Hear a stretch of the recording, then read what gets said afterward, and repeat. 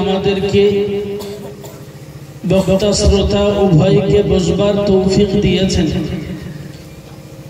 কৃতজ্ঞতা স্বরূপ সম্মিলিত কণ্ঠে জবান খুলে সকলে একবার পড়ি আলহামদুলিল্লাহ।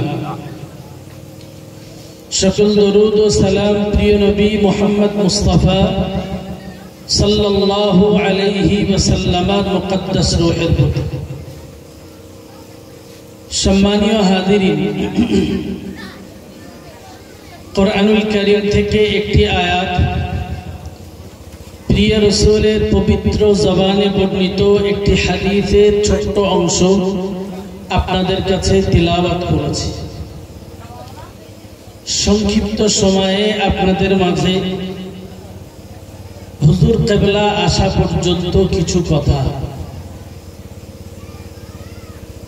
ইত্তাগরে মাওলানা সাহেব ভাইয়ের কাছে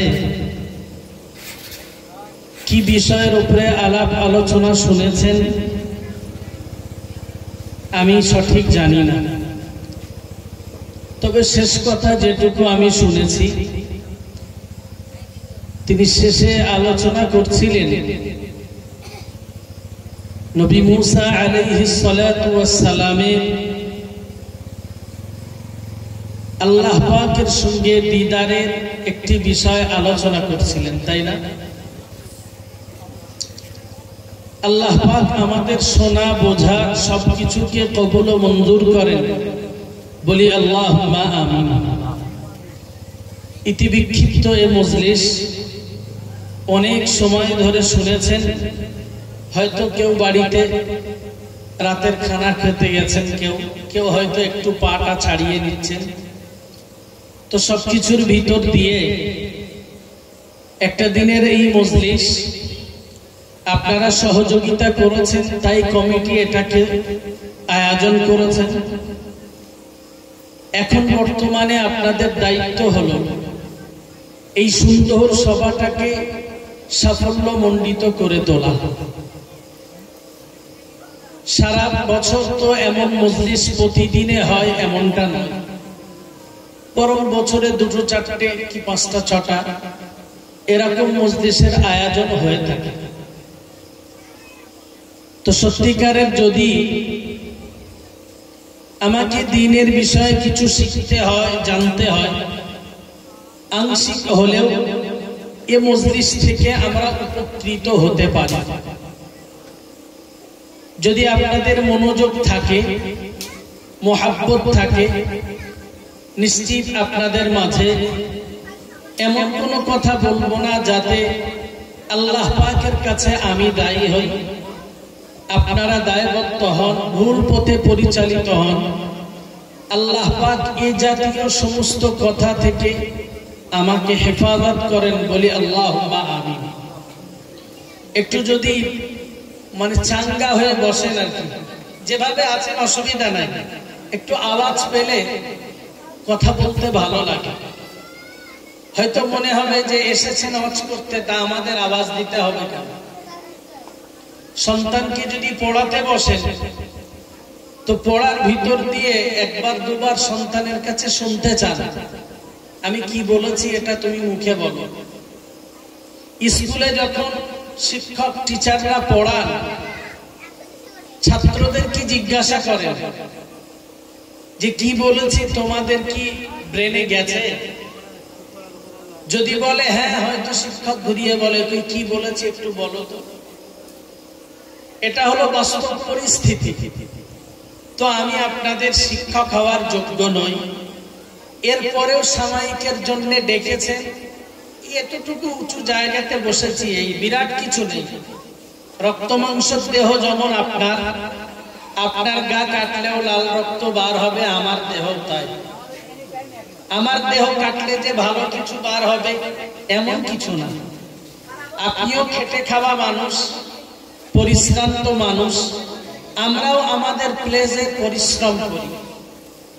হয়তো আপনারা ভাবেন যে হুজুররা মানে জলসায় আসে, কথা বলে, কি মসজিদে ইমামতি করে, এত সহজ কাজ। কিন্তু একটা জিনিস জানবেন, যিনি যে কাজটি করেন সেটি তার কাছে সহজলভ্য নয়, বরং সেটি তার কাছে কঠিন।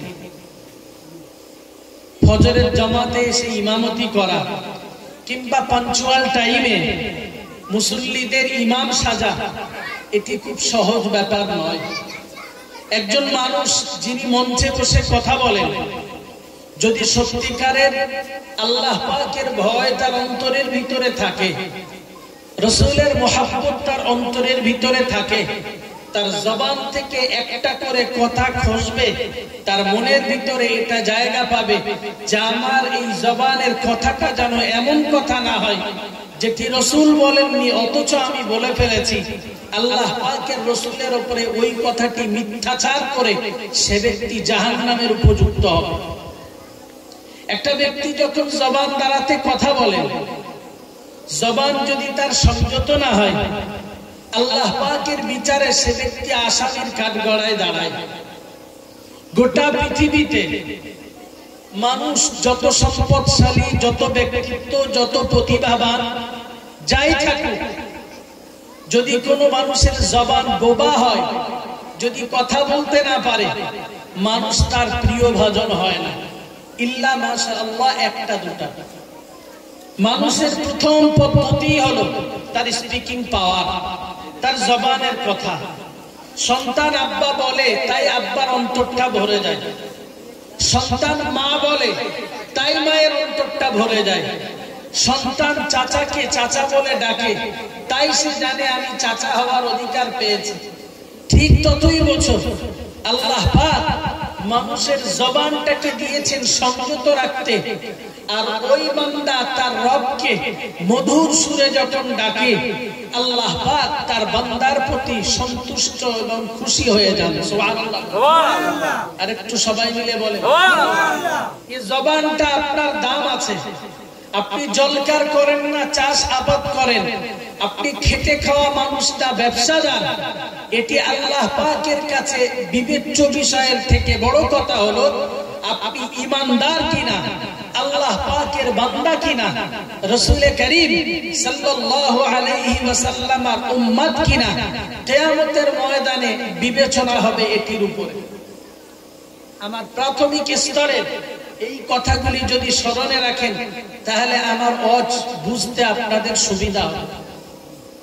পৃথিবীর ইতিহাসে, ইসলামের ইতিহাসে, কোরআন এবং হাদিসে এমন কোন প্রমাণ নাই কোন ব্যক্তি দেখতে সুন্দর, কারো দেহের অবয়ব সুন্দর, কেউ বা সুঠাম দেহের অধিকারী। যেমন কোন মানুষের সিকিউরিটি গার্ড থাকে, তাদের কাজ হলো খেয়ে দিয়ে বডিটাকে তৈরি করা, মানুষকে সাপোর্ট করা। যারা সমাজের নেতা মন্ত্রী স্তরের লোক হন, এদের ব্যাপারে তো ঠিক এরকম মনে রাখতে হবে, পৃথিবীর মাটিতে কেউ সম্পদশালী, কেউ টাকাওয়ালা, কেউ সম্পদওয়ালা, কেউ ব্যক্তিত্ববান, কেউ প্রতিভাবান, এগুলি আল্লাহ পাক মানুষকে দিয়েছেন পৃথিবীতে তার চলবার একটি উপকরণ, দাম্ভিকতা করবার জন্য নয়। যে কেউ একজন বড় সম্পদশালী বলে ব্যবসা বাণিজ্য করা, মাছ বিক্রেতা কোন লোককে ছোট আকারে দেখবে, আপনি এটাকে অন্তরে জায়গা দিন, কে কি বলবে ওটা আপন জায়গায়। ইসলামে এই ধরনের কোন কথার গ্রহণযোগ্যতা নাই। যতটুকু গ্রহণযোগ্যতা দেওয়া হয়েছে ঈমানের বলে যুবক, নওজোয়ান, নারী, পুরুষ নির্বিশেষে সবার জন্য ঈমানের বলে যিনি বলিয়ান হবেন, আল্লাহ পাক কিয়ামতের ময়দানে শ্রেষ্ঠত্ব এবং জান্নাতি পরিবেশে সেই মানুষটিকে আশ্রয় দেবেন। সুবহানাল্লাহ। যেটাকে আগে মুখস্থ করুন। আপনি গরিব বলে ইসলামে আপনি অপান্তেও এটা নয়। আপনার বাড়ি ভাঙা বলে ইসলামে আপনার কোনো অধিকার নয়, কোরআন হাদিসে এমন কোথাও লেখা নাই। আপনার জামাটা ছেঁড়া বলে ইসলাম আপনাকে ভালো চোখে দেখবে না। আমার পরনের বস্ত্রটা সুন্দর বলে ইসলাম আমাকে অ্যাকসেপ্ট করবে। কোন এতিম, গরিব, অসহায় বাচ্চা বলে তাকে ইসলাম সাপোর্ট করবে না। কোন ধনাঢ্য ব্যক্তির ছেলেকে ইসলাম সাপোর্ট করবে। ইসলামে বৈষম্যতার কোনো সুযোগ নাই। সুবহানাল্লাহ। অন্তরটাকে আগে তৈরি করুন। আল্লাহ পাক বিচারের মানদণ্ড খাড়া করবেন মানুষের ঈমানের উপরে, দেহের উপরে নয়। মানুষ ঈমানটাকে কতটা তাজা করতে পেরেছে, মানুষ ইসলামটাকে কতটা গুরুত্ব দিয়েছে, এর উপরেই আল্লাহ পাক মানুষের বিচার করবেন, অন্য কিছু নয়। এটা ভাববার সুযোগ নাই আমার বাড়িটা বুড়ে যায়, বসিরহাটের লোকেরা উঁচু জায়গায় বাস করে বলে তারাই শুধু শ্রেষ্ঠ। এটা দুনিয়াবি মোকাবেলা, এটা দুনিয়ার মোকদ্দমা। ইসলামের কাছে এর কোনো দাম নাই, দাম তারই আছে। কোরআন ওটাই জানিয়েছেন, ইন্না আকরামাকুম ইনদাল্লাহি আতকাকুম। ভ্যানওয়ালা, মুঠে, মজদুর, চাষাবাদকারী, মেথর, শ্রমিক, চৌকিদার, হোমগার্ড, যেই হোক না কেন, ইমানের বলে যে ব্যক্তি বলিয়ান হয়েছে, আল্লাহ পাক তাকে দুনিয়ার আরেকজন ধনাঢ্য ব্যক্তির তুলনায় যে ইমানে কাঁচা, শরিয়াতে কাঁচা, ইসলাম যার ভিতরে নাই, ইসলামী আঙিনায় যে ব্যক্তি বসবাস করবে না, ওই ব্যক্তিকে ইসলাম কখনো শ্রেষ্ঠত্বের জায়গা দিবে না। সুবহানাল্লাহ। আরেকটু খুশি হয়ে বলেন, তা যদি না হতো বেলাল রাদিয়াল্লাহু আনহুর মতো সাহাবী কাবার ছাদে উঠে আযান দেওয়ার মর্যাদা পেতেন না। বুঝতেছেন কথা? হযরত আবু হুরায়রা রাদিয়াল্লাহু আনহুর মতো সাহাবী, যিনি একজন অসহায় আসহাবে সুফফার একজন মানুষ, সে ব্যক্তি রাসূল করিম সাল্লাল্লাহু আলাইহি ওয়াসাল্লাম হাজার হাজার হাদিস বর্ণনা করবার সুযোগ পেতেন না। সুবহানাল্লাহ। কত সাহাবীর জীবন নেবেন আপনি? কত সাহাবীর জীবন নেবেন? রাসূলের সাহাবীদের মধ্যে ধনাঢ্য ব্যক্তি জানা যায় একদম মশহুর ভাবে বিখ্যাত যারা, হযরত উসমান গনি রাদিয়াল্লাহু আনহু, আরেকজন জানা যায় হযরত আব্দুর রহমান ইবনে আউফ। আর কেউ ছিল না এমনটা না, আমার জানা নাই থাকতে পারে, কিন্তু রাসূলের যে হাজার হাজার লক্ষ লক্ষ সাহাবী, এই সমস্ত সাহাবী কেউ ছিলেন মিডিয়াম মধ্যবিত্ত পরিবারের, কেউ আবার ছিলেন অনেক অসহায়। এমনও কোন সাহাবীর জীবন দেখা গেছে যে সাহাবার জীবনে শুধু এই গুপ্তাঙ্গ অর্থাৎ তার সতর্কতাকে ঢাকবার মতো কাপড় ছাড়া আর কিছুই ছিল না। তার মানে আমি ভালো জামা পরতে পারবো না এমনটা নয়, কিন্তু যাদের দ্বারা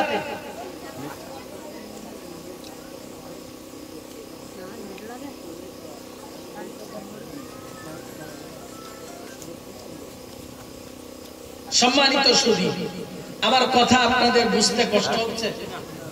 আমি একদম খোলাখুলি কথা বলছি, অন্তরে এটাকে জায়গা দিন। ইসলাম মানে কঠিন কিছুই নয়, কোরআন মানে কঠিন কিছুই নয়, হাদিস মানে আপনার জন্য কঠিন কিছুই নয়। যখন আপনি অসহায় গরিব মানুষ, আপনি চেষ্টা করেছেন, আল্লাহ পাক আপনাকে ধনাঢ্য বানিয়েছেন।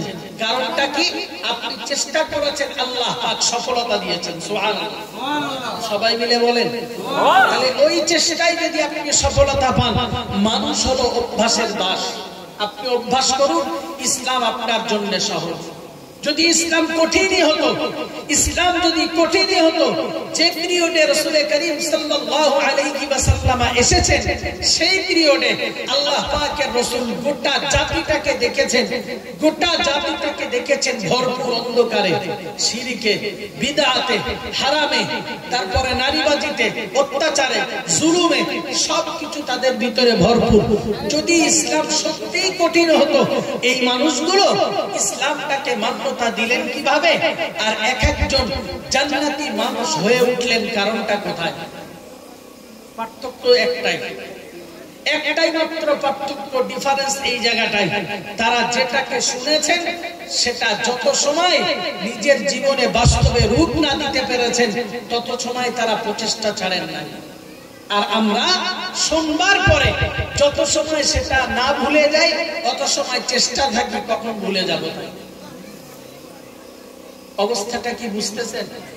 তাদের উদ্দেশ্য ছিল এটাই, রাসূলের জবান দিয়ে খসেছে মানে ওটা আমার জন্য অনুসরণীয়, ওটা আমার জন্য অনুকরণীয়, ওটাই আমার জন্য শেষ কথা। আর আমার বক্তব্য হলো এই জায়গাটাই, আমার সুবিধা যেখানে হবে আমি সেখানটাই ইসলামটাকে গ্রহণ করব। এটা ইসলাম মানা নয়, বরং এটা সুবিধাবাদী মুসলিমের পরিচয়। আপনি ইসলামকে মানবেন ইসলামের গণ্ডির উপরে দাঁড়িয়ে। আপনি ইসলামটাকে গুরুত্ব দিবেন, ইসলামের জায়গার উপরে, তার রাস্তার উপরে দাঁড়িয়ে। আপনি যদি অন্য রাস্তাতে দাঁড়িয়ে ইসলামটাকে মানতে যান, সেটা আপনার জন্য সঠিক হবে না। সম্মানিত সুধী, সরকারে দো আলম সাল্লাল্লাহু আলাইহি ওয়াসাল্লাম যখন এই কঠিন পরিস্থিতির মোকাবেলা করছিলেন, তখন আল্লাহ পাক নির্দেশ দিলেন, ইয়া রাসূলুল্লাহ, আপনার জন্য আমার নির্দেশ হলো ফাস্তা'বিমা তু'মার ওয়া আ'রিদ আনিল মুশরিকিন। ইয়া রাসূলুল্লাহ, আল্লাহ পাক যে বাণী আপনার কাছে পৌঁছেছেন, যে বাণী আপনাকে দিয়েছেন, যে বাণী আপনার কাছে এসেছে, ওটি আপনি প্রকাশ্য মানুষের কাছে পৌঁছে দিন। সুবহানাল্লাহ। এটাকে বলা হয় নাই যে অমুক জাতির কাছে পৌঁছাবেন, এই জাতির কাছে দিবেন না, এই বংশের কাছে গেলে আপনার প্রতি অত্যাচারিত হবেন, এই বংশের কাছে গেলে অত্যাচারিত হবেন না, এ ধরনের কোনো কথা নাই। শুধু একদম মুতলাক আয়াত দিয়ে দিলেন, ফাস্তা'বিমা তু'মার ওয়া আ'রিদ আনিল মুশরিকিন। ইয়া রাসূলুল্লাহ, আপনাকে যা নির্দেশ দেওয়া হয়েছে, আপনি তা মানুষের সামনে প্রচার করুন। ওয়া আ'রিদ আনিল মুশরিকিন, যতই মুশরিকিন না আপনার সঙ্গে মতবিরোধ করুক, কেউ আপনার সঙ্গে বাদ বিতণ্ডাতে লিপ্ত হোক, কেউ বা আপনার প্রতি চড়াও হোক, কেউ আপনার প্রতি কঠিন হয়ে যাক, কেউ আপনাকে কোণঠাসা করুক, ওটি দেখবার দায়িত্ব আমার, ওটির ক্ষমতা আমার কাছে। আমি আল্লাহ পাক আপনার জন্য ওই রাস্তাটাকে সহজ করে দেব। আল্লাহ পাকের রাসূল ময়দানে নামলেন এই কাজের জন্য, মানুষকে সঠিক পথে আনতে, তাদেরকে সঠিক পথে আনতে, সঠিক পথ দেখাতে, পথ হারা মানুষকে পথের দিশা দিতে, দালালাতের পথে যারা ঘুরছেন, ভ্রষ্টতার পথে, তাদেরকে হেদায়েতের পথে ফিরবার জন্য। একটিবার মনে ভাবুন, আল্লাহ পাক রব্বুল আলামিন যে রাসূল করিম সাল্লাল্লাহু আলাইহি ওয়াসাল্লামের মর্যাদা দিয়েছেন, ইমামুল আম্বিয়া, আশরাফুল আম্বিয়া, সাইয়্যিদুল মুরসালিন, ইমামুল মুত্তাকিন, খাতামুন নবিয়্যিন, রাসূল করিম সাল্লাল্লাহু আলাইহি ওয়াসাল্লাম যে রাসূল এত লকব পেয়েছেন, এত উপাধি পেয়েছেন, এত শ্রেষ্ঠত্ব পেয়েছেন, সবাই মিলে একটু আমার সঙ্গে জবাব দিন, রাসূল করিম সাল্লাল্লাহু আলাইহি ওয়াসাল্লামের থেকে আমরা কি মর্যাদায় শ্রেষ্ঠ? একটু সবাই মিলে বললেন না যে রাসূলের থেকে আমাদের দাম কি বেশি? আমাদের সম্মান রাসূলের থেকে কি বেশি না কম? কম। তো সেই রাসূল মানুষের কাছে দ্বীন প্রচার করেছেন, রাসূলের লজ্জা লাগেনি, আল্লাহ পাকের রাসূলের শরম পায়নি, আল্লাহ পাকের রাসূল ভীত হননি, আল্লাহ পাকের রাসূল কোনো কুণ্ঠাবোধ ছাড়াই আল্লাহ পাকের নির্দেশকে কাঁধে পেতে নিলেন। আল্লাহ পাক রব্বুল আলামিন কোরআনের আরো একটি আয়াত নাযিল করলেন, বলে দিলেন, ইয়া রাসূলুল্লাহ, ইয়া আইয়ুহার রাসূল বাল্লিগ মা উনজিলা ইলাইকা মির রাব্বিক وإن لم تفعل فما بلغت رسالته والله يعصمك من الناس إن الله لا يهدي القوم الكافرين। আল্লাহ পাক রব্বুল আলামিন তার নবীকে লক্ষ্য করে বললেন, ইয়া রাসূলুল্লাহ, ইয়া হাবিবাল্লাহ, হুজুর, ইয়া আইয়ুহার রাসূল, হে আমার নবী, আপনি মনে রাখুন, বাল্লিগ মা উনজিলা ইলাইকা মির রাব্বিক, আল্লাহর পক্ষ থেকে যা আপনার প্রতি নাযিল করা হয়েছে, আল্লাহ পাকের পক্ষ থেকে যা আপনার প্রতি অবতরণ করানো হয়েছে, আল্লাহর পক্ষ থেকে যা আপনার প্রতি নাযিল করা হয়েছে, উনজিলা ইলাইকা মির রাব্বিক, আপনি ওইগুলিকে, ওই নাযিলকৃত বিষয়টাকে মানুষের দরবারে আপনি পৌঁছে দিন, মানুষের দরবারে এই কথাকে জানিয়ে দিন যে আমি আল্লাহ পাক রব্বুল আলামিন এক, আপনি হলেন আল্লাহ পাকের রাসূল, ইসলাম হলো সত্য ধর্ম, ইসলাম হলো খাঁটি ধর্ম। ইয়া রাসূলুল্লাহ, ইয়া হাবিবাল্লাহ, হুজুর, আপনার প্রতি নাযিলকৃত এই বিষয়টাকে আপনি মানুষের দরবারে পৌঁছে দিন। প্রিয় নবী মুহাম্মদুর রাসূলুল্লাহ সাল্লাল্লাহু আলাইহি ওয়াসাল্লামকে আল্লাহ পাক রব্বুল আলামিন আরো জানিয়ে দিলেন, ইয়া রাসূলুল্লাহ, আপনি মনে রাখুন, ওয়া ইল্লাম তাফআল ফামা বাল্লাগতা রিসালাতা, আপনি যদি এই সুমহান দায়িত্বটাকে মানুষের কাছে আপনি পৌঁছে না দেন, সুমহান দায়িত্বটাকে মানুষের কাছে পৌঁছে দিতে যদি কুণ্ঠাবোধ করেন, তাদের ভয় যদি আপনার অন্তরে কাজ করে, তাদের কোনো তাদের অত্যাচারের ভয় যদি আপনার অন্তরের ভিতরে প্রবেশ করে, এই দায়িত্ব যদি আপনি সঠিকভাবে পৌঁছে না দেন, আমি আল্লাহ পাক রব্বুল আলামিন জানিয়ে দিলাম, ওয়া ইল্লাম তাফআল ফামা বাল্লাগতা রিসালাতা। ইয়া রাসূলুল্লাহ, ইয়া হাবিবাল্লাহ, হুজুর, নবুয়তের যে মহান দায়িত্ব আমি আল্লাহ পাক রব্বুল আলামিন আপনার প্রতি চাপিয়ে দিয়েছি, এই মহান দায়িত্ব আপনি পালন করেননি বলেই প্রমাণিত হবে।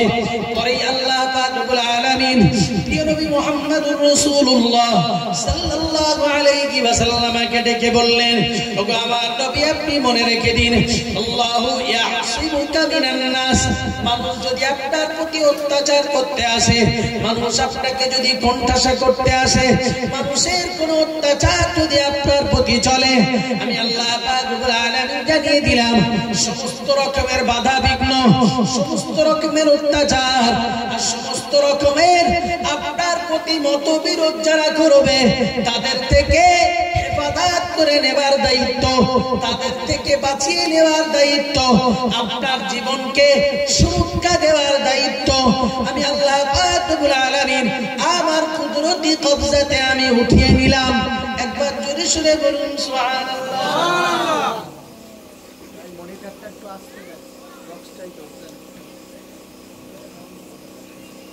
খোদা আল্লাহ নিজেই বলেছেন, আল্লাহু ইয়াসিমুকা মিনান নাস।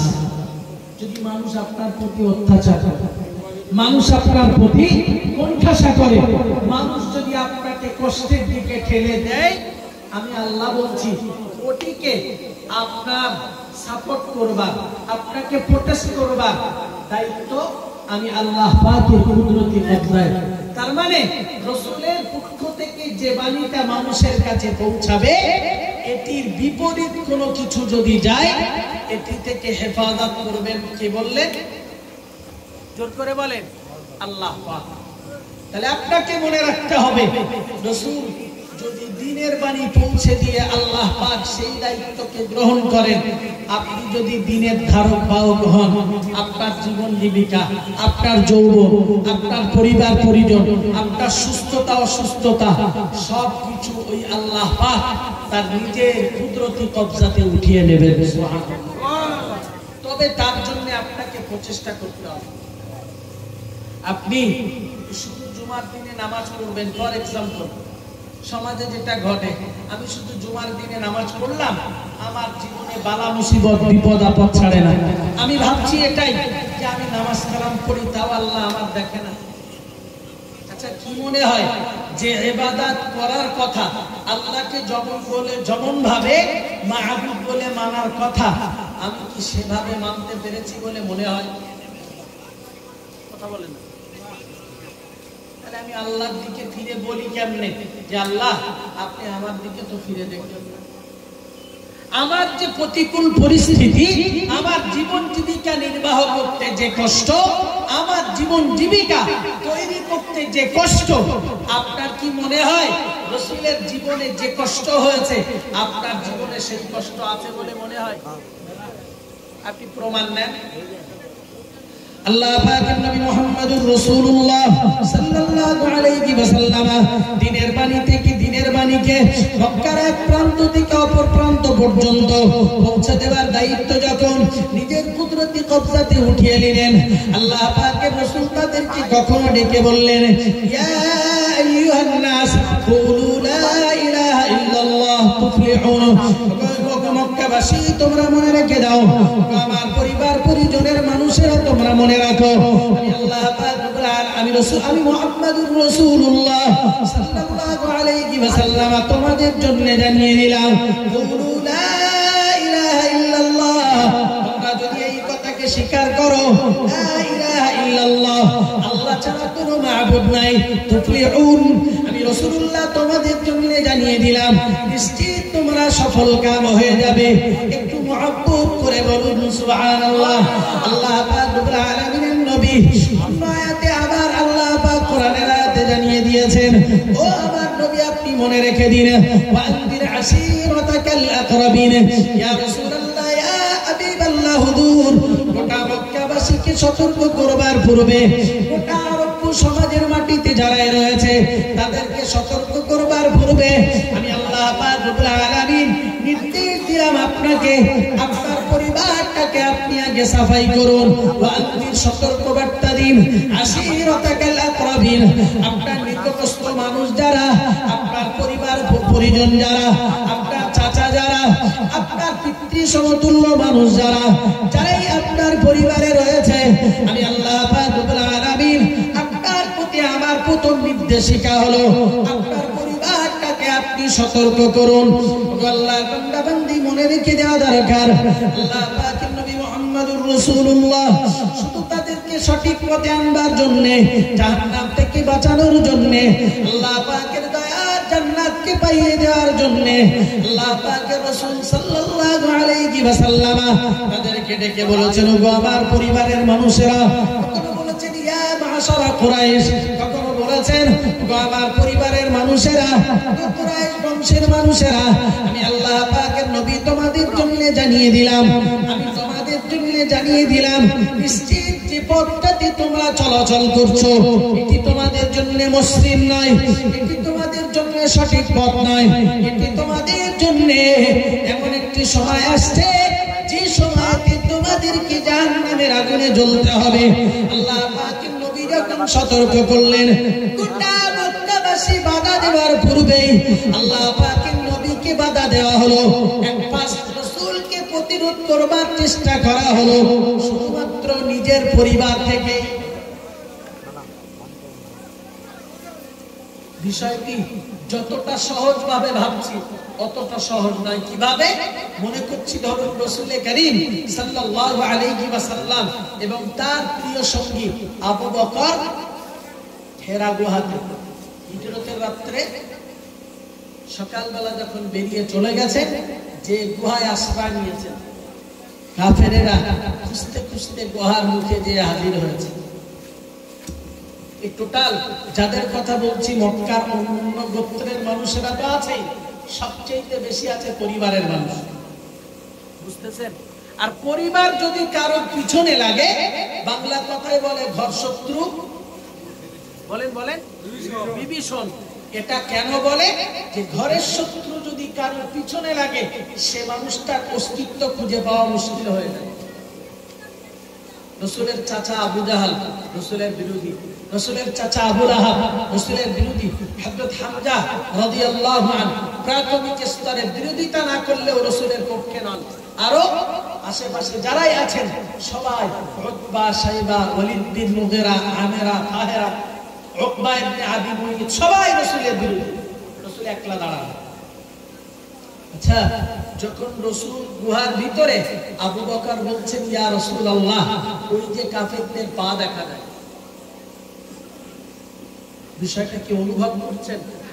এই পাহাড়কে এতটা অতিক্রম করে বিনা রাস্তায় পাথর বেয়ে পাহাড়ের ভিতরে প্রবেশ করা, ফেরবি এরা ওই পর্যন্ত পৌঁছেছে, নিচু হলেই রাসূলকে দেখতে পাবে।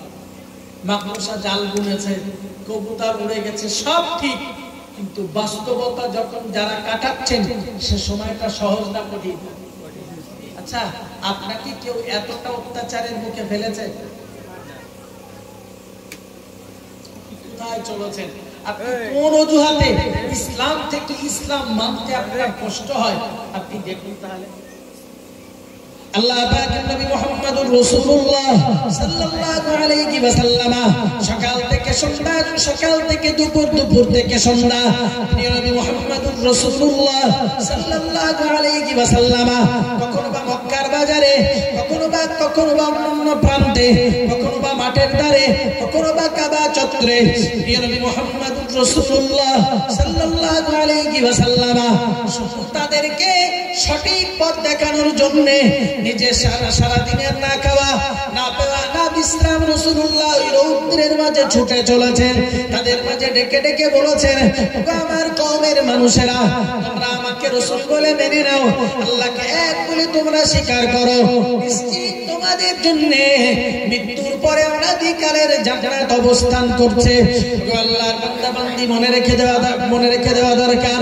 হাদিস থেকে প্রমাণ পাই, আল্লাহ পাকের নবী মুহাম্মদুর রাসূলুল্লাহ সাল্লাল্লাহু আলাইহি ওয়াসাল্লাম কখনো বা পরিশ্রান্ত হয়ে কাবা চত্বরে এসে বসে আছেন, কখনো বা কাফেরদেরকে দেখা যায় দুই দাগ দিয়ে লোকজন এসে রাসূলুল্লাহর গলাটাকে পেঁচিয়ে দেয়।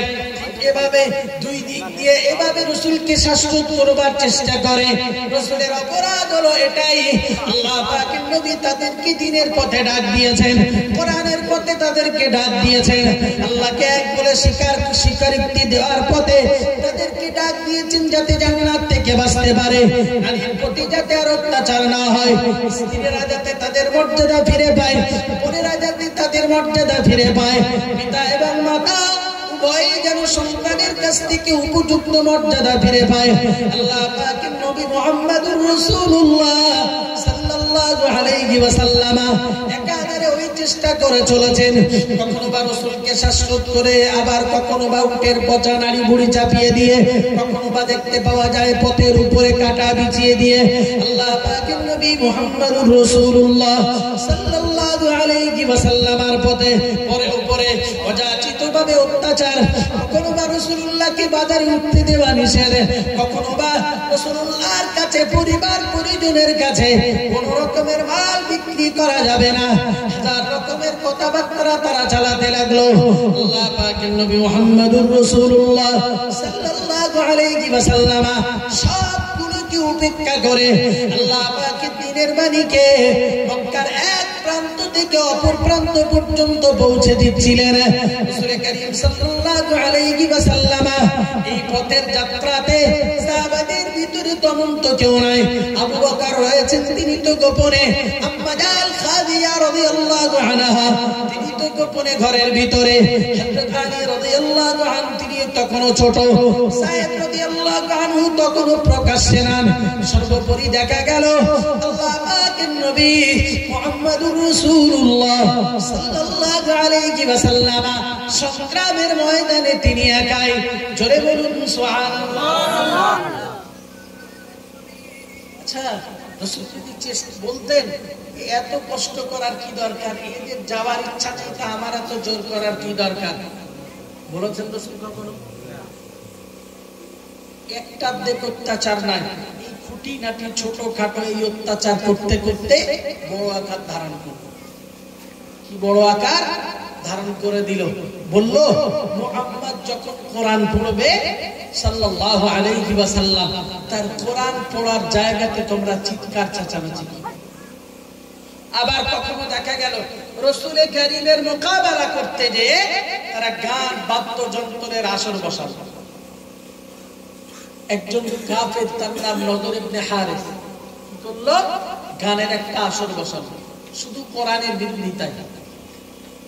আল্লাহ পাকের কোরআন ওটাই জানিয়েছেন, ওয়ামিনান নাসি মান ইশতারি লাহওয়াল হাদিথি লিয়ুদিল্লা আন সাবিলিল্লাহি বিগাইরি ইলমিন ওয়া ইয়াত্তাখিযাহা হুজুয়া।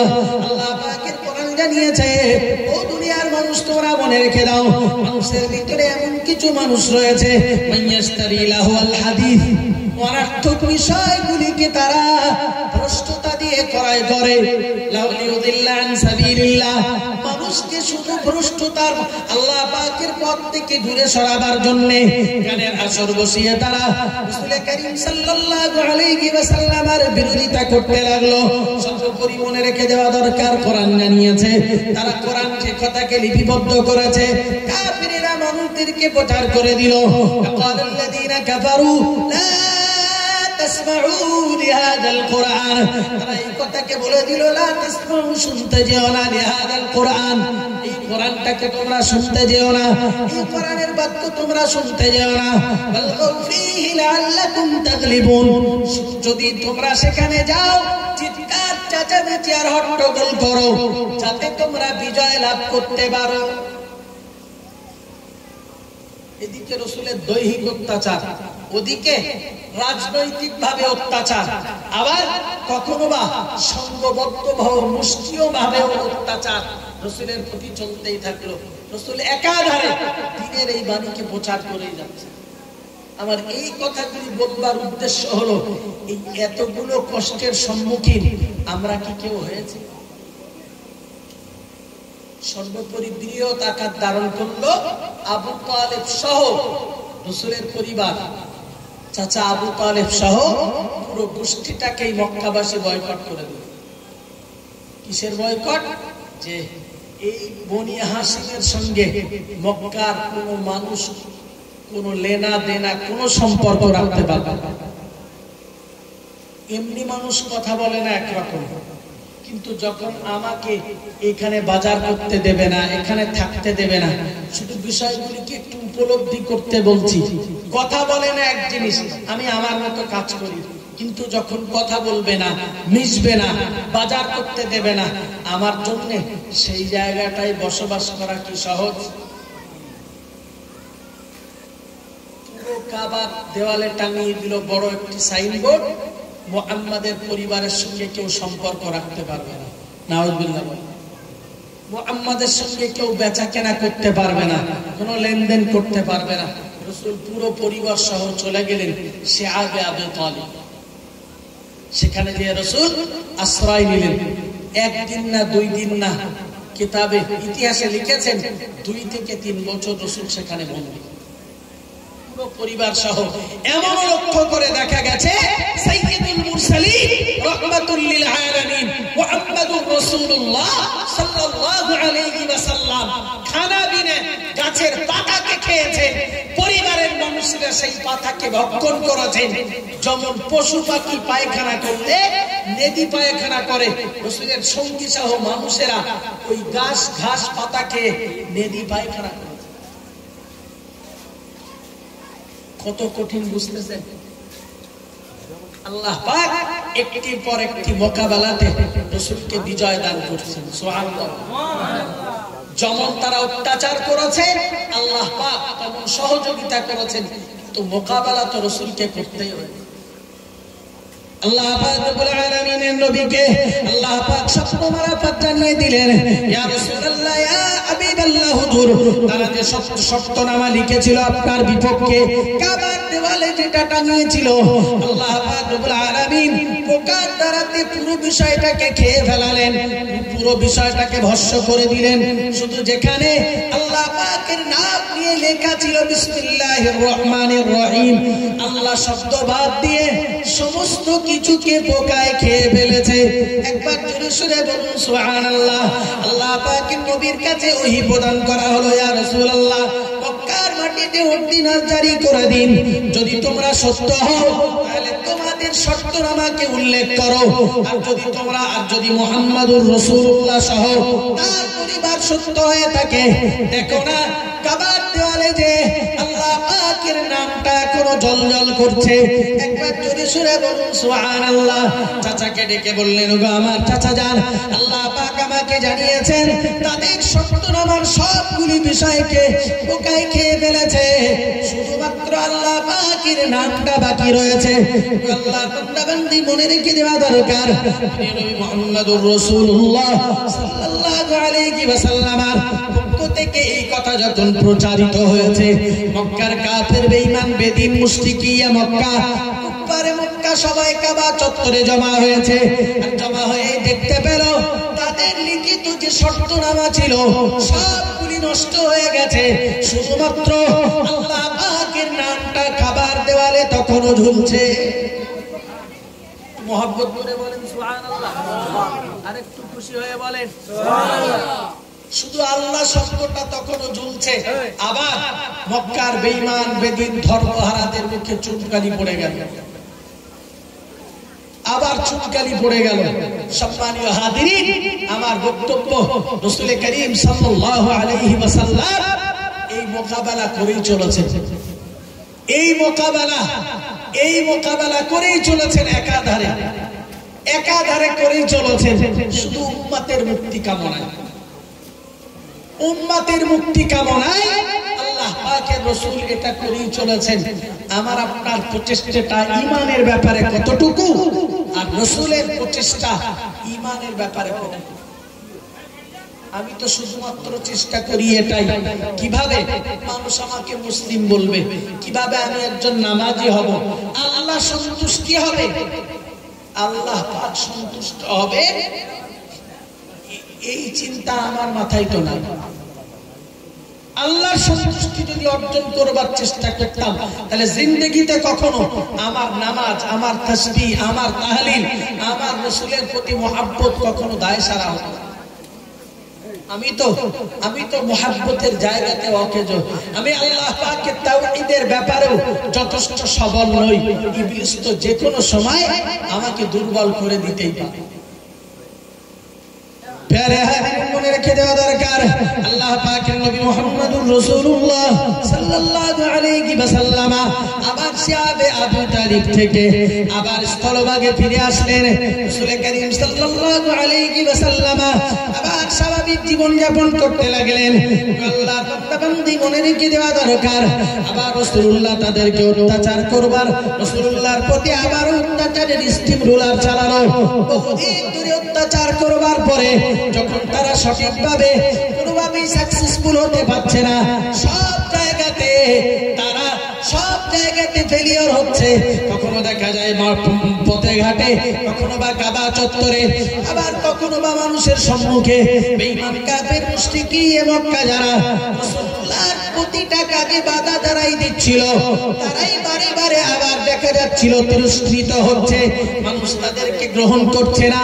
মিথ্যার উপরে যারা তাদের কাজটা চালিয়ে যাচ্ছে, নিশ্চিত তারা কোনোভাবেই সফল হতে পারছে না।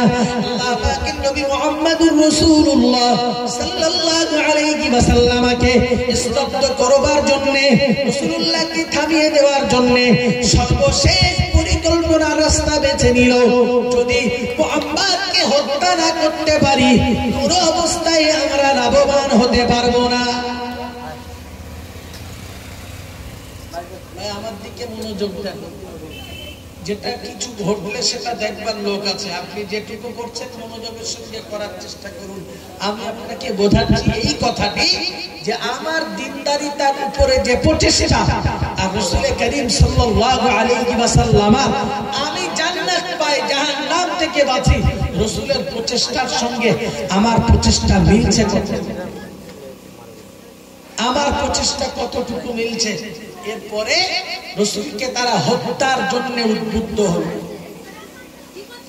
প্রতিটি গোত্রের মানুষেরা একে তারা সবাই সংঘবদ্ধ হল। কিসের উপরে? যে একটা মিটিং মিছিল করা যায়। ইতিহাসে এই কথাগুলি হাদিসে ইতিহাসে স্পষ্ট করে লিখেছেন। তারা সবাই একটা জায়গাতে দারুন নাদওয়াতে সংঘবদ্ধ হলো মুহাম্মাদের ব্যাপারে কি করা যায়। এখন ওরা যেইটা বসতে গেছে ওদের মজলিসে, একজন অতি বৃদ্ধ মানুষ সেখানে এসে হাজির।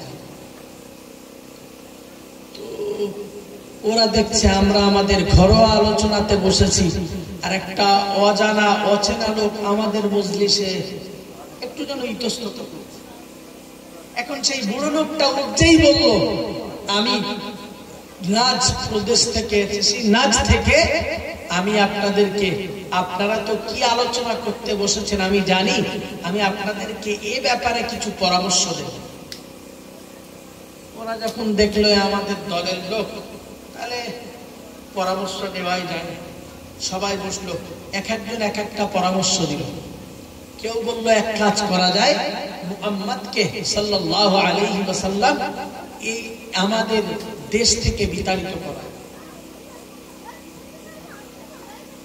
সেই লোকটি বলে উঠল, না, আপনাদের এই আলোচনা বা এই কথাটি, প্রস্তাবটা গৃহীত নয়।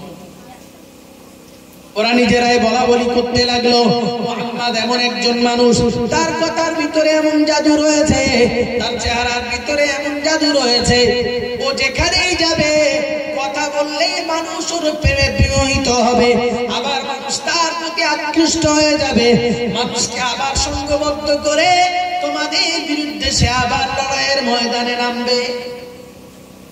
সুবহানাল্লাহ বলবেন না ভাই? আমার মুহাব্বত করা মানুষ আমাকে ভালো বলে, কিন্তু আমার শত্রু আমাকে ভালো বলা এটা কঠিন।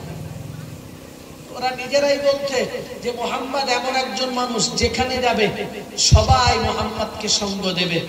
এটা বুঝলো মুহাম্মদের সঙ্গ সবাই দেবে, কিন্তু কপাল পোড়া নিজেরা বুঝেনি যে আমরা অন্তত সঙ্গ দিয়ে জান্নাতটা ক্রয় করি।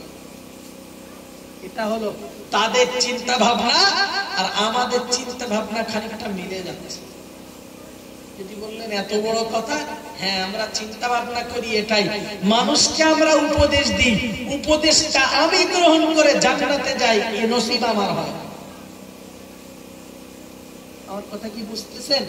মানুষ কি করতে পারে, মানুষ অন্যকে শিক্ষা দেওয়ার বেলায় পটু, কিন্তু নিজের বেলাতে আত্মসমীক্ষায় সেটাকে কাজে লাগানোর মানুষ খুবই কম। কম না, নেই বললেই চলে। আবার একজন প্রস্তাব দিল, এক কাজ করা যায়, তাকে আমরা জেলবন্দি করি। ওরা আবার বলল, যদি তাকে জেলবন্দি করা হয়, তার এমন কিছু ভক্তিভাজন মানুষ রয়েছে যারা আবার অন্য জায়গাতে যে মানুষকে মুহাম্মাদের ব্যাপারে আবার সংঘবদ্ধ করবে। দেখা যাবে এই বন্দিত্বের কারণে মানুষরা তোমাদের প্রতি ক্ষুব্ধ হয়ে যাবে। এ কথাও তোমাদের জন্য ঠিক নয়। তৃতীয় নাম্বারে এবারে মাতব্বরটা বলে উঠলো, কেডা বলেননি? আবু জাহাল বলে উঠলো, তাহলে এক কাজ করা যায়, আমরা ওকে জাহানে মেরে হত্যা করে দেব। সেই শায়েখ নাজরি বুড়ো এবারে বলে উঠলো, এত সময় পরে আপনি একটা যুক্তিযুক্ত কথা বলেছেন। লোকটা কেডা জানেন? লোকটা হলো ইবলিস। ইবলিস শয়তান। ও গুড় কাটি লাগাতে বসে আছে। ওই যে বৃদ্ধ সেজে আসলো, বৃদ্ধ মানে সৌদিতে দাড়ি পাকা মানুষের বিরাট দাম। দাড়ি পাকা যারা সৌদিতে, তাদের মর্যাদা বিরাট। আপনি একটা দাড়ি পাকা লোক যাবেন, দাড়ি কাঁচা লোককে যতটা পুলিশ গুরুত্ব না দেবে, আপনাকে যথেষ্ট রেসপেক্ট করবে। এটা ওদের একটা স্বভাব চরিত্র, ওদের একটা গুণ এটা। তো ঠিক ওই প্রস্তাবটা দিল, এক কাজ করো, প্রতিটি গোত্রের মানুষ অমুক দিনে সংঘবদ্ধ হয়ে মুহাম্মদকে ঘেরাও করে হত্যা করো। হত্যা করেছেন করেননি সব আমরা জানি না, কিন্তু এই যে বাস্তবতাটা এ পর্যন্ত পৌঁছেছে, আপনি বলুন, আপনি নামাজ পড়তে গেলে কেউ আপনার প্রতি অত্যাচার করেছে? আপনি আজান দিলে, এই বর্তমানে বেড মজুরে কেউ আপনার মাইক কেড়ে নিয়েছে? আপনি যদি কাউকে নামাজের কথা বলেন, কেউ কি আপনার বলেছে তোর এত জ্ঞান দিতে বলেছ কেডা? কেন বলিস বলেননি? ওইটা ওর দৌড় আছে, তাই ওই কথাটা বলতে পারে। এর থেকে বেশি কথা বলবার ক্ষমতা ওর নাই, এর থেকে বেশি কথা বলতে পারবে না, কারণ ওর ভিতরে ওই ত্রুটিটা আছে। রাসূল করিম সাল্লাল্লাহু আলাইহি ওয়াসাল্লাম তাদের বিষয়গুলিকে যখন আয়নার মতো তুলে দিয়েছেন যে তোমরা এটা করছো আর তোমাদের এটা করা উচিত, এটাই ওদের কাছে রাগের সবচেয়ে বড় কারণ। ওটা হয়েছে অন্ধত্ব, ওটা হয়েছে মূর্খামি। সেটি হলো এটাই, আমাদের বাপ দাদা এটাই করতো, আমরা এটাই করে যাব, অন্য কিছু আর করব না। এটাই ছিল ওদের অন্ধত্ব আর মূর্খামির সবচেয়ে বড় পরিচয়। এই করতে করতে তারা রাসূলুল্লাহকে নিজের দেশ থেকে বিতাড়িত করে মদিনা শরীফে যেতে বাধ্য করল। এই কথাটা ভুল কথা যে রাসূল মদিনা শরীফে চলে গিয়েছিলেন অত্যাচারিত হয়ে, অত্যাচার করেছেন। আল্লাহ পাক নির্দেশ দিলেন, ইয়া রাসূলুল্লাহ, আপনাকে এখন মদিনাতে যাওয়ার সময় হয়েছে। তখন রাসূল চলে গেলেন। ওগো আল্লাহর বান্দা বান্দি, মনে রেখে দেওয়া দরকার, আমি টোটাল ওয়াজ শুরু করেছি 10:35-এ, এখন বাজে 11টা থেকে 11:32-33 হয়েছে। এই টোটাল টাইমের ভিতরে আমি যে কথাগুলি আপনার সঙ্গে উপলব্ধি করেছি, মাত্র 1 ঘন্টাও নয়, তারও কম সময়, এই অল্প সময়ের ভিতরে আমি এই কথাগুলিকে আপনার ভিতরে সত্য কথার ভিতরে তুলে ধরবার চেষ্টা করেছি। ওগো আল্লাহর বান্দা বান্দি, মনে রেখে দেওয়া দরকার, কিন্তু এই টোটাল বিষয়টি রাসূলুল্লাহর জিন্দেগিতে ঘটেছে 40 বছর থেকে নিয়ে 53 বছর পর্যন্ত, 13 বছর ধরে দয়ার নবী মুহাম্মদুর রাসূলুল্লাহ সাল্লাল্লাহু আলাইহি ওয়াসাল্লাম তাদের প্রতি তাদের থেকে